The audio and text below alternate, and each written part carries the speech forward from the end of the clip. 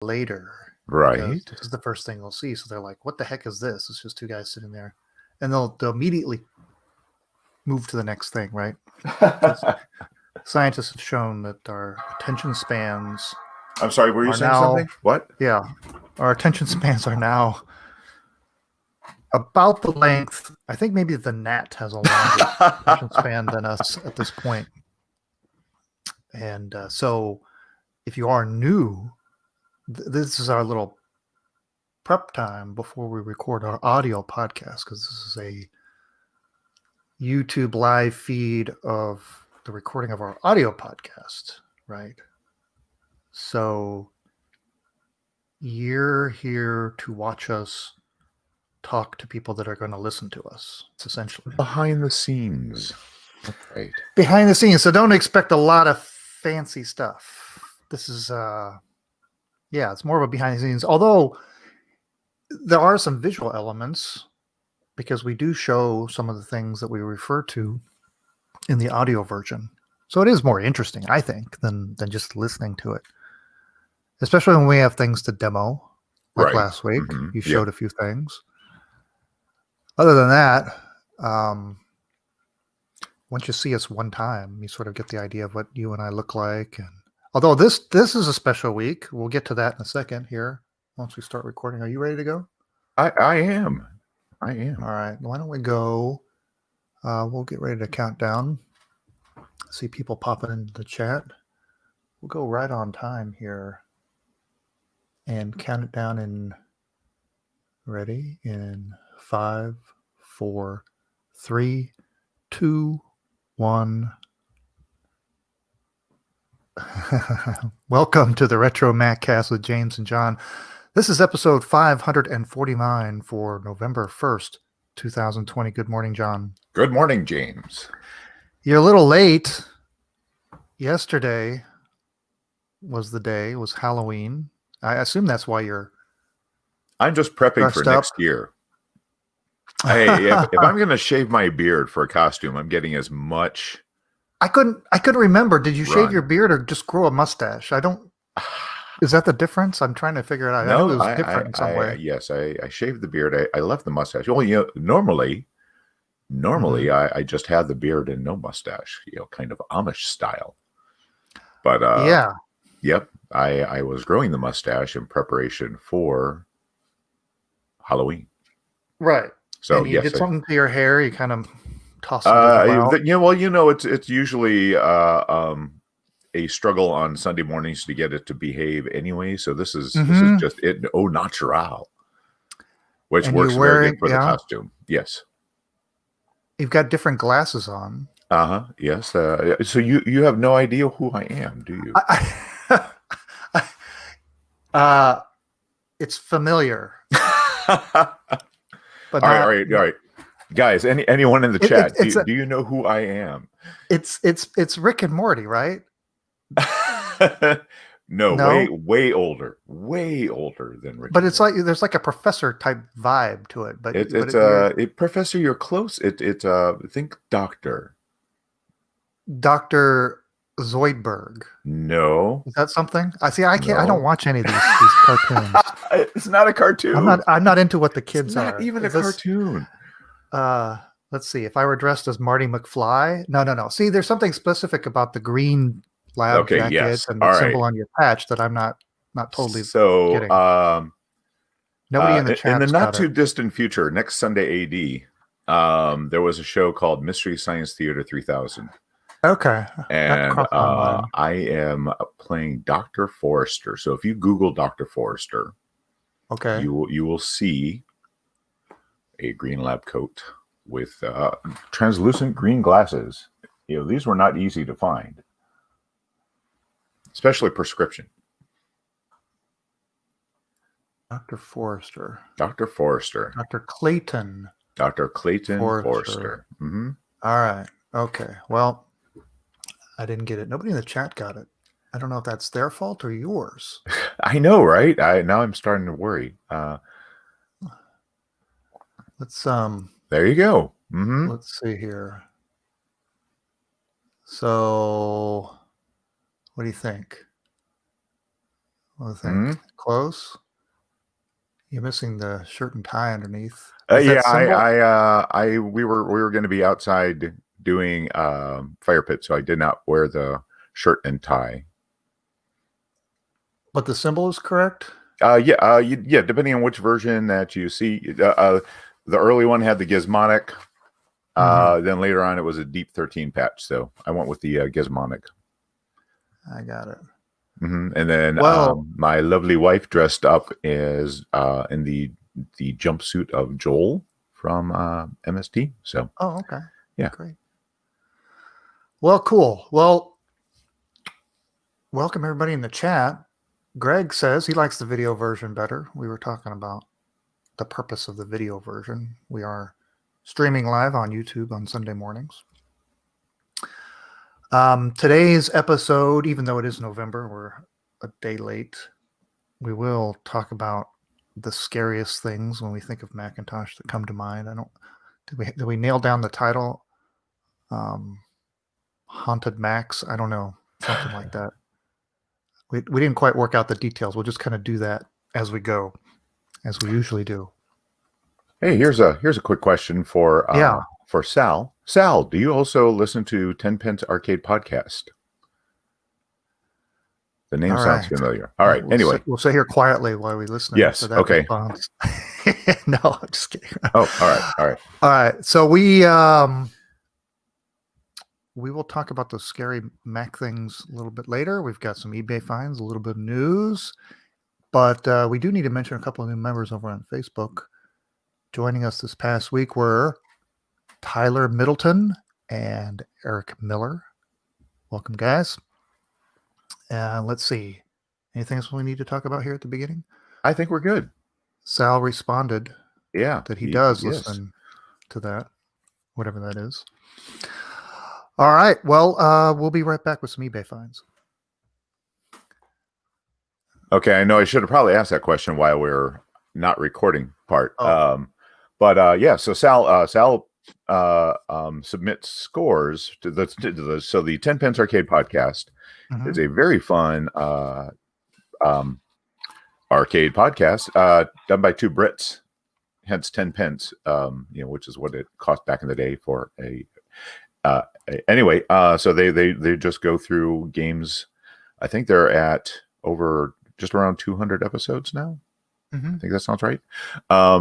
It's a fun listen. It's fun. Of course, they make a lot of references to British stuff that makes me happy. And Sal is one of the people that submits scores for the games that they play, because people get to submit scores. So right, got it.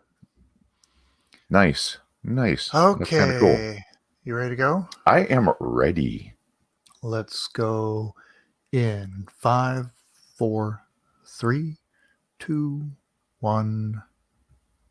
It's time for the eBay finds.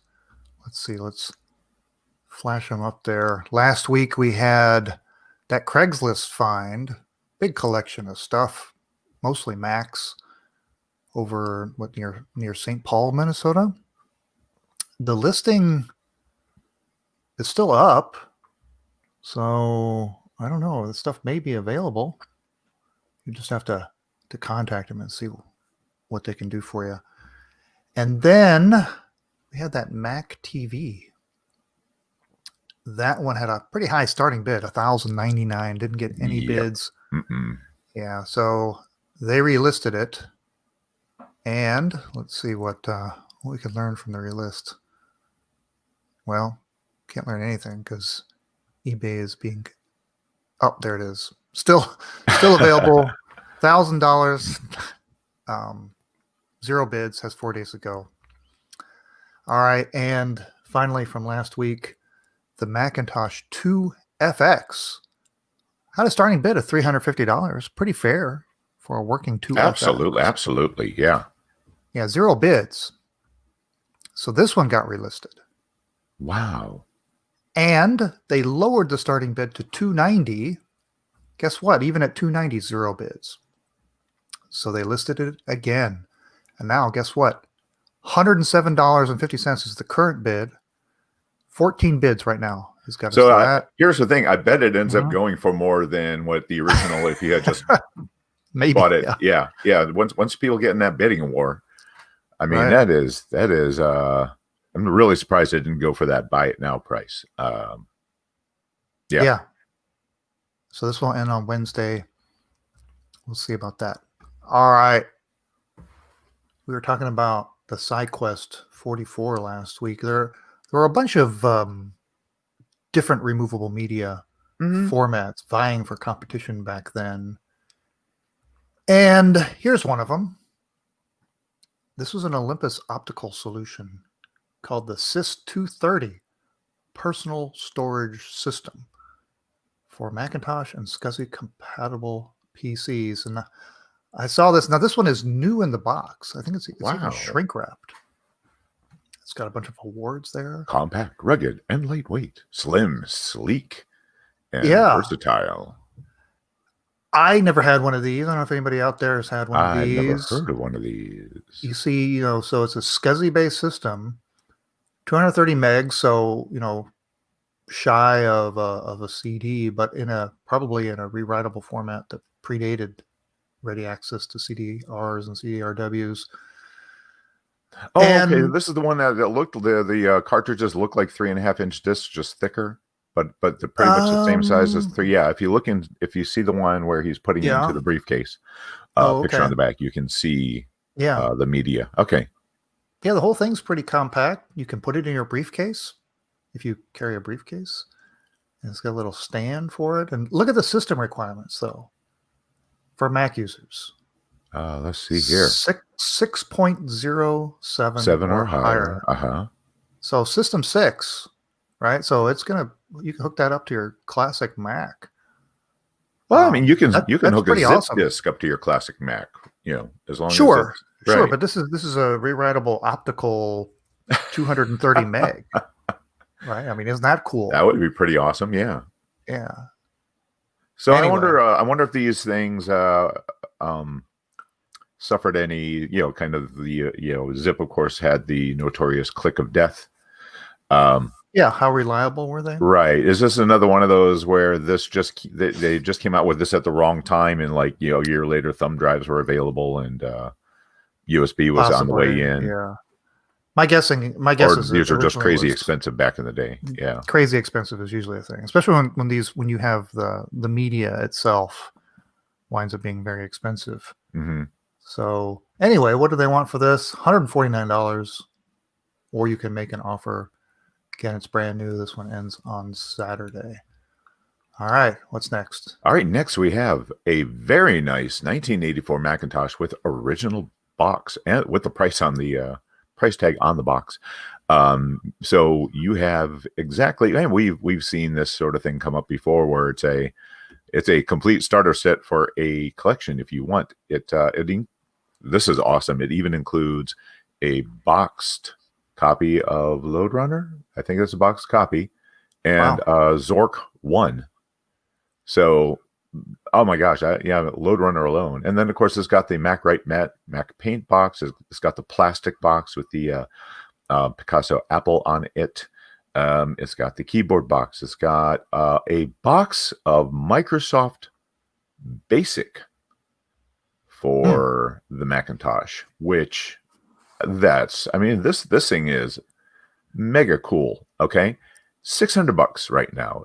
It's got to make an offer, but starting bid $600. Totally worth it. Mm-hmm. Totally worth it. This is so nice. Yeah, like the original box has the original price tag still on it. Yeah. Nice. Well, I can't believe no bids on this yet. Right. And where's this ship from? Idaho. Idaho, yeah. So, to us in Florida, it would be $60. Yeah. 6 days to go. This ends next Saturday. Great.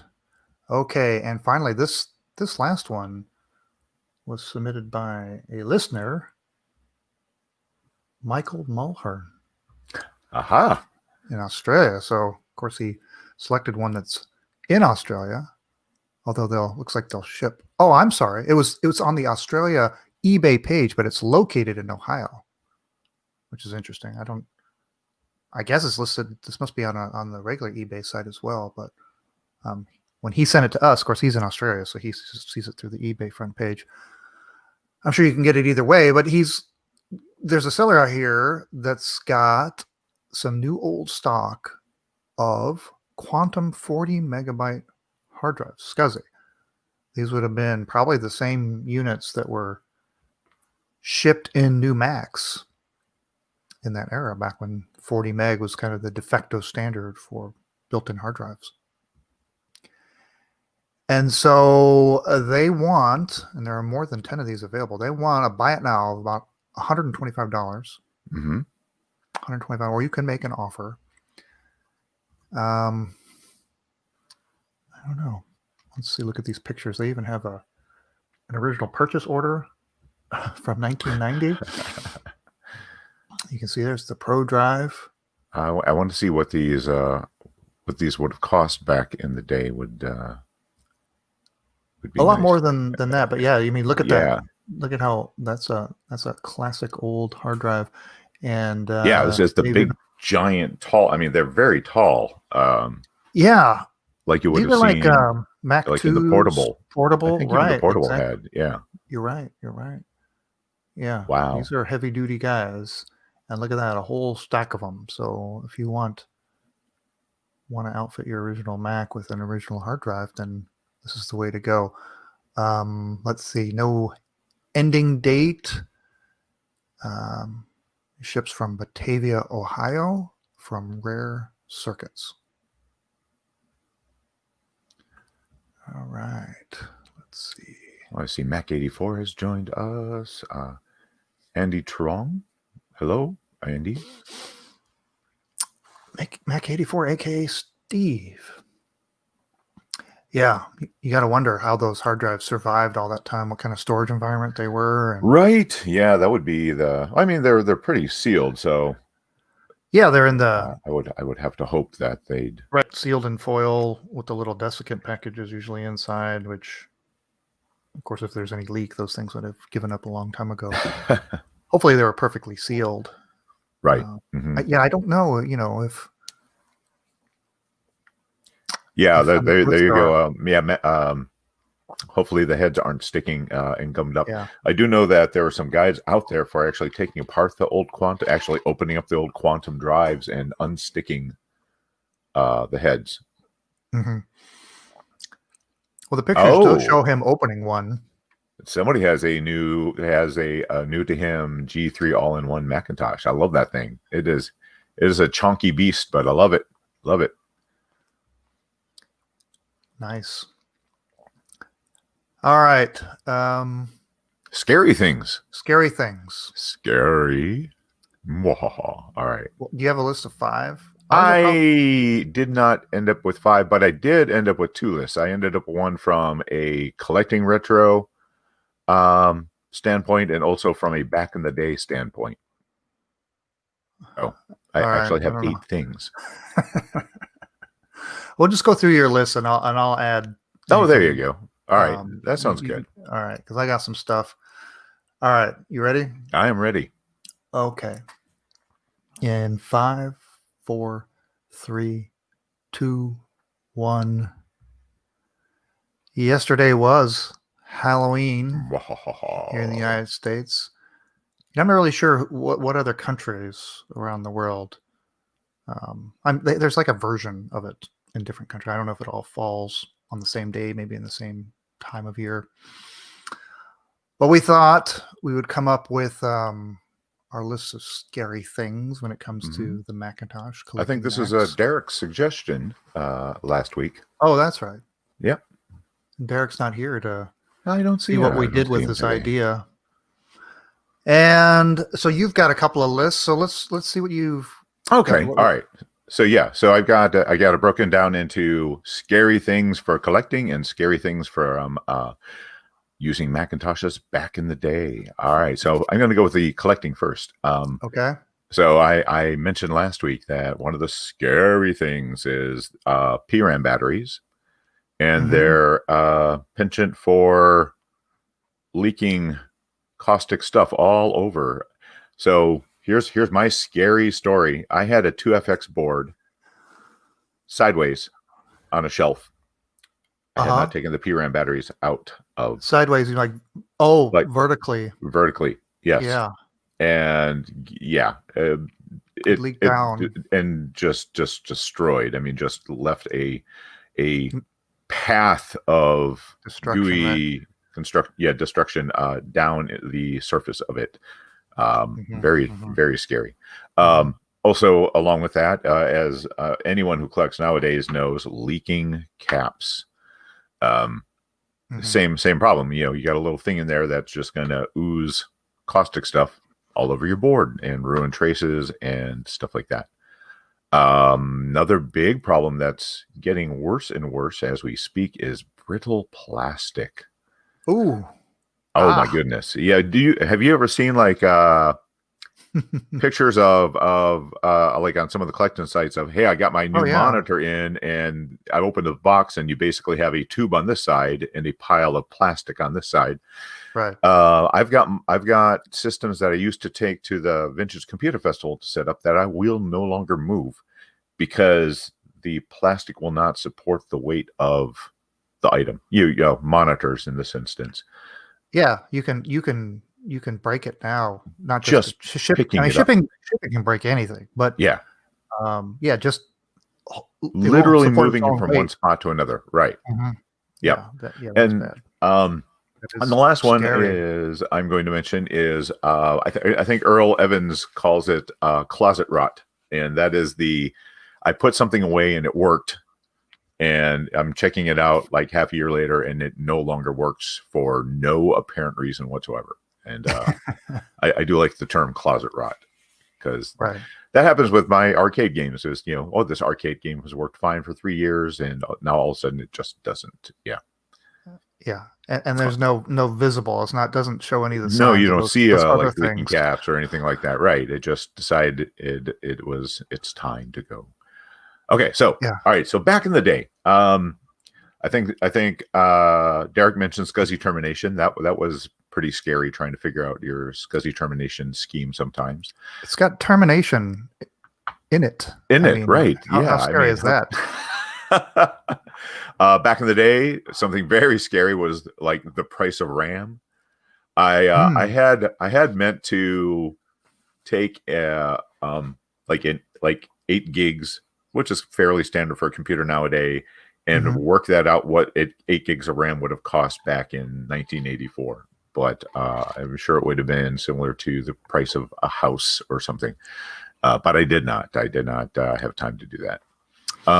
Extension conflicts. Anyone who's dealt with the older Macintosh operating systems will certainly remember having to turn extensions on and off to figure out which one was causing an issue. Right. So much so that there was software out there like Conflict Catcher that would help you figure out what was not playing nice with other extensions. Yeah, didn't you have like a database? And you could set up different sets that played nice with each other. So right. You could have like I would have a minimal setup. I would have one for gaming specific. Yeah, exactly. All right. So here's the last one. Okay. A haunted computer. Oh. I had my 6200. Every now and then, I would get a error on it. A window would pop up and it would say Bluettes and granola. Huh? And you heard me correctly. Bluettes and granola. Okay. What is a bluette? All right. Well, wait. Let me. So first of all, I contacted Art, who is the local Macintosh repair guy, and he went, "I'm getting an error that says Bluettes and granola," and he's like, "No, you're not. No, that's no, you're not." And of course, there was no sober up, John. There was no internet at the time to solve it. So I want you to bring up. I'm sending you a link. Okay.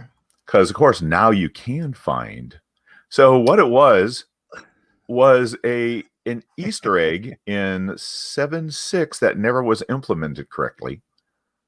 where it would come up. It would come up with the phrase. So a bluette is basically a blueberry. Okay, so blueberries and granola, and then it was supposed to have an additional phrase that said "make a chewy snack."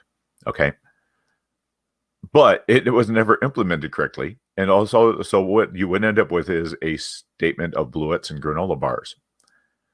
And you could actually find these by using ResEdit. And so how was it triggered? How was it triggered on your Mac? It would come up. It would come up like almost like with a kernel panic or something. Instead of an error statement where your computer has crashed, it would come up and say bluettes and granola. And nobody believed me. So haunted Macintosh is my last scary thing. Yes. We ought to end on that. I mean, that's our episode title, Bluettes and Granola. Bluettes and yes. I had a list too. You had never heard of that. So no. Right. I think you faked that webpage and made up this whole story. Yes, I know somebody at CNET, and I went back in time to 2009 and said, hey. All right. Well, I got a couple of things that you didn't cover. I did cover the leaking stuff, right? There's also the idea of just a poof.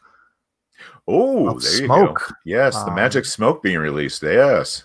Yeah. Oh, yeah, good one. Being haunted. If you got smoke pouring out of your Mac, that'll do it. There are a couple other things here that are very scary, but less visual, more audible. Okay.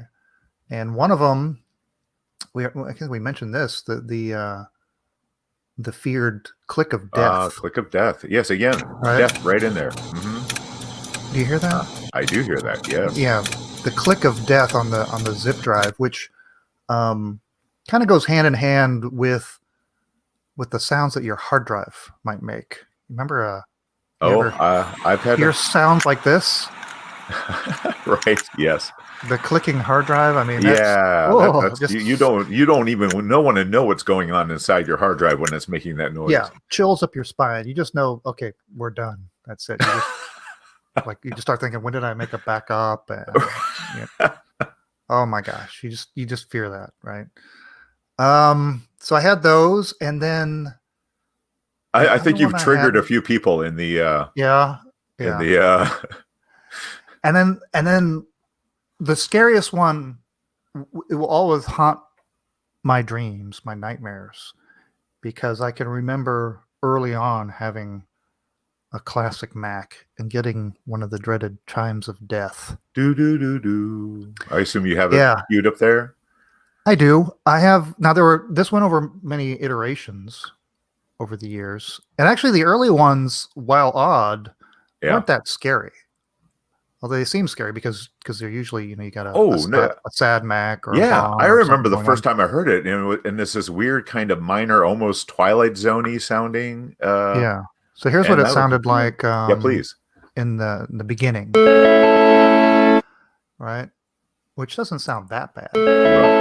But and then later on, they added a bit to it. So like around the time the LCs came out, there was a second part to it. Ooh, chilly, just, yeah. That's. And then after that, let's see, around the time the Power Mac based LC models came out, you got something like this.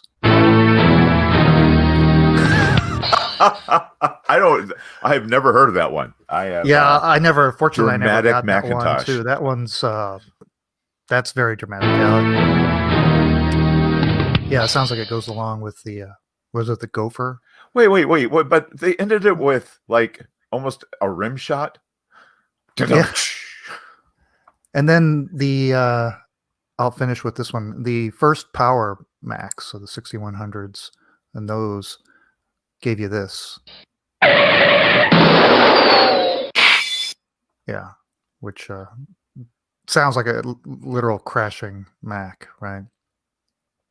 So, yeah, those are scary sounds, and that kind of ends my list. So, anybody else in their chat? I'm scanning to see if there's some. Oh, so Derek has joined us. Hey, Derek. So yeah, he mentions that the original 128.512 didn't chime at all, and that the other one was the PowerPC upgrade card chime. So nice. All right. Well, that's our list celebrating Halloween. Okay, we are moving on. And let's see, we'll get ready for the news. You ready, John? I am ready. What did I do with my Apple Turns window? Here we go. All right. Yes, I am ready. In 4, 3, 2, 1. Okay. Well, time for some news. Kind of slow news week. There were some quarterly results released by Apple. And if you saw that, there was a record-setting year for Mac sales, like the biggest of all time since '84 in terms of gross sales. So big news for Apple. I guess it was pandemic sales of Mac Pros. Everybody working at home, wanting new computers to settle in. So that's good. On the retro front, a good way to see what was going on years ago was to tune in to As the Apple Turns on appleturns.com. And you want to read? Yeah. So I'm just going to read the top paragraph from Key Lime, Stay of Execution. The day after Halloween, right now, millions of Americans are dragging themselves out of sugar-induced comas, tossing the jack-o'-lanterns on the trash pile and pondering the best method to get the toilet paper out of trees. Hopefully, those of you so geographically inclined enjoyed the holiday in a matter of your choosing. The @@ staff unsurprisingly opted for a mellow evening watching the back-to-back Buffy Halloween episode by Blacklight while doling out sweet tarts, dum-dums, and Twizzlers to the subset of the local populace shameless enough to don costumes and beg for candy. As for scares, pretty much most of the frightening things we saw all night was our ridiculous candy overstock, as a mere dozen or so kidlings worked up the courage to raid the @ compound. Despite our best efforts to dole out giant fistfuls of sugar to each sullen teen visitor, we've gotten a distractingly large mound of treats left over in the bowl. This doesn't sound scary to you? Then consider the fact that we're still eating leftover candy from last year's festivals. So anyway, I think that was kind of cute. But they mentioned that the Key Lime iBook customers are being notified via email that their orders are expected to ship the first week in November. There's no particular need to run screaming through the streets. Then again, perhaps it's frightening enough that there's enough people ordering Key Lime iBooks to trigger a supply problem with a resulting shipping delay. Yes. So anyway, first of all, it mentions Halloween, which is awesome. It mentions Buffy, which is awesome. And then it mentions the Key Lime iMac, which is super awesome. Yeah. Yeah. Yeah, it's great. Those stories are back up and available for you to read. Oh, absolutely. I mean, Jack's writing, I just loved his writing style. It was so much fun, tongue-in-cheek, very good stuff. That's at appleturns.com. Dana over on NanoRaptor on Twitter has been active posting pictures of her finds of a lot of old Mac versions that didn't sell very well, kind of rare, and or prototypes that didn't quite make it out there. I don't remember, the G3 Quattro, right? Do you remember this one? Had four G3 processors. Right? I guess they were having trouble getting G4s in there, so they decided to go with 4 G3s. But it also had 4 little monitors, so you could boot them all independently, which is kind of cool, right? Kind of a niche product, so maybe that's why it didn't sell very well. So you see that one there. What else has she got going on here? Do you see the portrait watch display watch? There you go. Yeah, but it's also running. What's that? System 8. Nice. Nice. And there's a couple of interesting. I think we saw that one before. Do you see the kind of the yellowed platinum Message Pad Oh, there you go. 2000. Right. It's pretty amazing. Some of our stuff looks better than some of the stuff that was coming out of Apple at the time. And then I don't think we showed this one before. I like this one. Oh, it's like a 17-inch mashup G3. of the Yeah. Very nice. Anyway, you can wait, scroll. Wait, just scroll just a little bit right there. There you go. That's really cool. Yeah, I think we saw that one before. Okay. Yeah, the little gamepad running System 7. I think there was one more. Maybe I scrolled past it. No, I guess that was it. Anyway, so that's at NanoRaptor on Twitter. Okay. Well, pretty much wraps it up. Hey, what's Steve the opposite of virtualization? Steve at Mac84, you want to join us and show us the new computer? Are you equipped to do that if I shot you an invite? Oh, and Jack, I really need to see if I can get a couple of the stickers from Jack, the at stickers.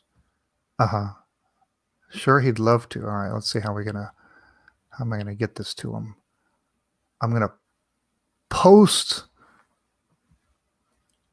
the link, the stream invitation in the comments. That doesn't mean everybody should join. I mean, you could try. I only admit Steve though. Let's see. We get an impromptu, or if Derek wants to join us too. Heck yeah! A 17-inch Pismo would have been a dream. Yes, I do love me the Pismo. Yes, speaking about all those scary things that can happen to a resting Mac. That's pretty much what I'm faced with, right? With all these hundreds of computers here, right, of mysterious condition. But after I do the big move, I will have to start going through them one by one and checking their status. Derek says challenge accepted. He's going to come on too. And then Andy Collins, so tempting. No, walk toward the light. I guess we're still waiting for Mac 84 to find his way here.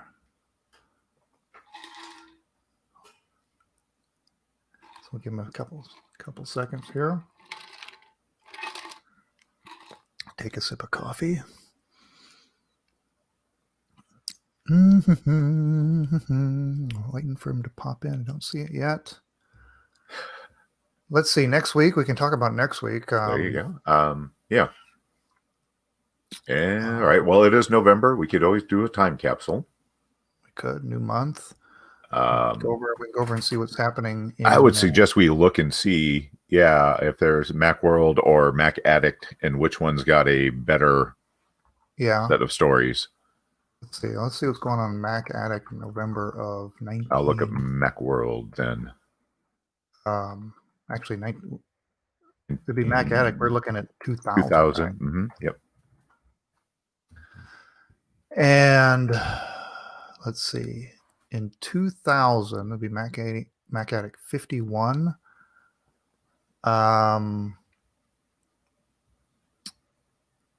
There is no preview. Oh, I have to download it before I can. Oh, that's because I'm looking at the disk. Anyway, let's see. So over at Macworld, it would appear it is all about hard drives. Oh, very exciting. Exciting stuff, yeah.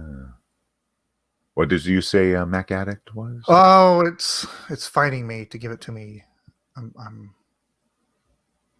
let's see here. Nothing is listing in the right order.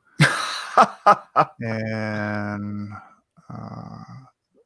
the thumbnails are too small for me to be able to see it. They are listed by, what did I say, 51? Is that what I said? Yeah, 51. Okay, I found it. turn your apps into power tools and more than 200 new functions for various apps.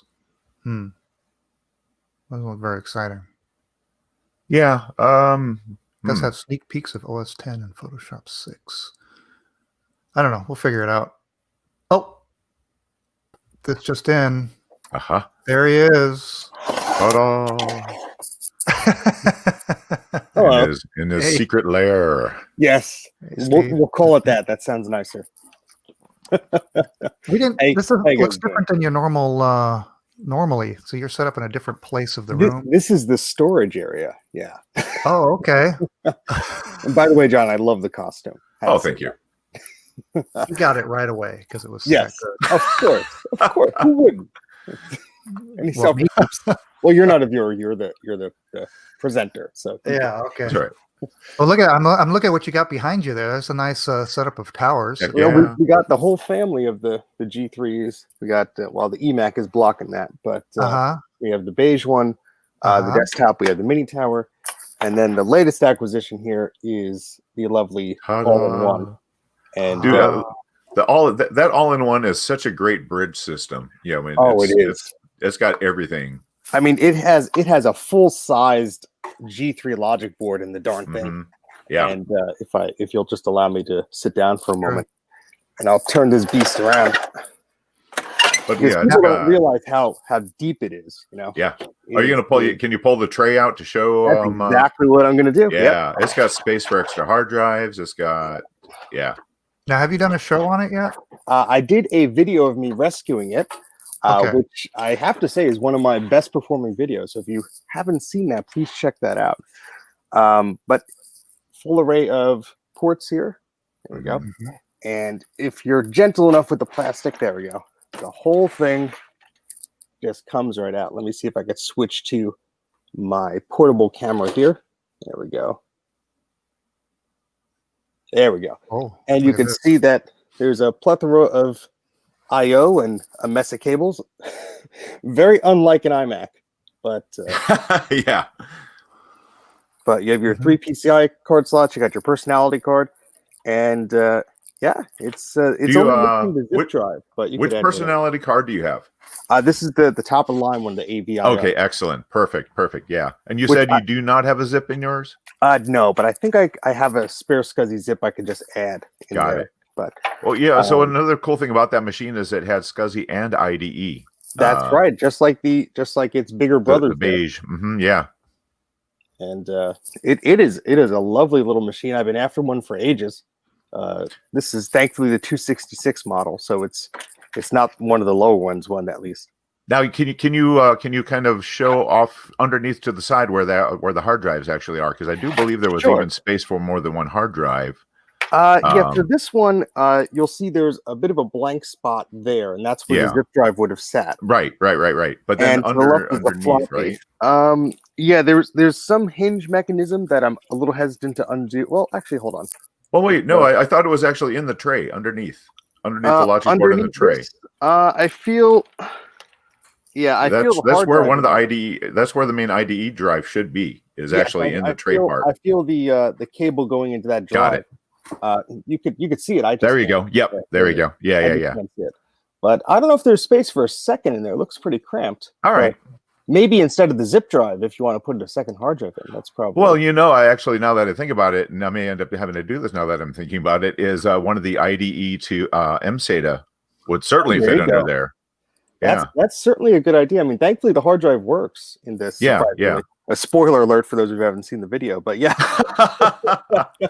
I mean, the only problem with this is this RGB cable was loose when I got it. So when I first turned it on, spoiler alert, the CRT looked like it was nuts, and it looked like it wasn't going to work. But all I had to do was snap this in, and apparently not all personality cards have that port on it. So if you're looking for one for your G3 all-in-one, you have to make sure it has this extra little doohickey on there. Very good. Because the one from my mini tower does not have that port on it. So I guess there were different revisions, but very interesting machine. Of course, I'm still learning a lot about it, but I'm thrilled to have it, of course. Mm-hmm. Of course, it's I think it's around 70 pounds? The listing I've seen says it's 60 pounds, but if you are crazy enough to find and lift any one of these things, I think you would disagree. I think you would think it's more like 1 billion pounds or something like that. But it's just one of those things where it feels heavier in person, I think. So it's a heavy one. Yeah. And it's a little awkward to carry. It's very awkward. But I always like the case design elements because you saw the emergence of the translucent plastics here kind of strangely. It's a strange mashup of eras almost. Oh, definitely. Kind of like the E-Mate where you got translucent, but you still have a lot of the Pismo curves sort of styling to it. Yeah. And it's tall. It won't even fit on the shelf I had here for these towers. So it's right because of that base. Shelf. Oh, it's a great gaming system also for that era games. Yeah, it only has 2 megabytes of video memory on board, but it has that VRAM socket, so I can pump that up. I think to 6 megabytes is the maximum. So not a bad thing. Not a bad thing. Well, cool. Well, congratulations on that. Everybody should go check out your rescue video. I hope you didn't have to dive into a dumpster or into a river or something. Surprisingly close to that, but watch the video. You'll see. Okay, cool. You'll see. I'll put the link in the video in the chat there. So thanks for having me on the show. Hey, thanks for joining us. Being prepared. Happy Halloween, guys. Happy Halloween to you. Bye. Bye. Well, that was fun. You see, if you're ready to go, you can jump in there and join us. So get over there to Mac 84. I don't know why we're recommending more people watch his video than ours. So Derek says that they had 2 at their school and they certainly felt like 70 pounds. Yeah, they're big guys. Plus, it's large too. So you can't. If it were more compact, you could easily. I mean, you got to wrap 2 hands around that thing. Oh yeah. Of course, nowadays with the risk of brittle plastics too, you got to be careful about that. I actually have, and I think I actually have a harness that came with that. It's like a bunch of nylon straps for helping carry that thing around. I can't remember where I have that right now, but it's almost like a cradle with a handle on the top. Yeah. Interesting. Yeah. Wow. All right. Well, thanks. Steve at Mac 84 is going to promote our channel. Nice. That's what we were going for anyway. That's the reason why we invited you on. Maybe just get a little bit of fallout from his heavily visited channel. All right. We ready to go, John? I am ready. All right. Thanks, everybody, for showing up and watching us. We'll see you next week. And we're going to end this guy. Bye.